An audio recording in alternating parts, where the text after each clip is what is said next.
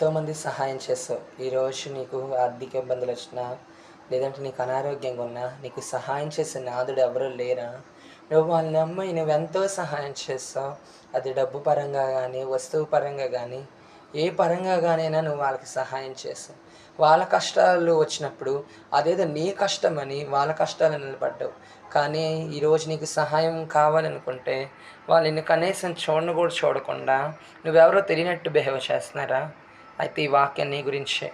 121 కీర్తన 1-2 కొండల తట్టు నా కన్నులెత్తుచున్నాను, నాకు సహాయం ఎక్కడి వచ్చును?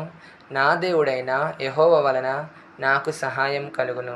ఈరోజు నువ్వు సహాయం కోసం మనుషుల వైపు చూస్తే వాళ్ళు నిన్ను చిన్న చూపు చూస్తారు.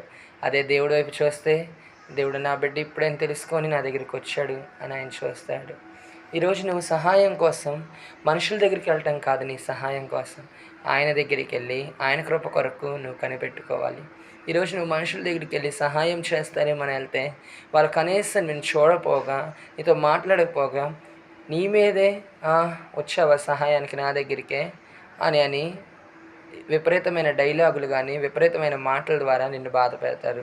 అదే దేవుడి దగ్గరికి వచ్చి, ప్రభువా నీవు తప్ప నాకు దిక్కు ఎవరున్నారయ్యా, నీవే నా ఆధారం యేసయ్యా అని ఆయన సహాయం కొరకు నువ్వు కనిపెడితే దేవుడు నీకు ఎప్పుడైనా సహాయం చేయగల గొప్ప దేవుడు. ఈరోజు దాసుడి కళ్ళు యజమాని వైపు చూసినట్టు నీ కళ్ళు ఆయన వైపు చూస్తే ఆయన నీకు సహాయం చేస్తాడు. ఈ వాక్యాన్ని నచ్చినట్లయితే దాదాపు 10 మంది షేర్ చేయి. Praise the lord.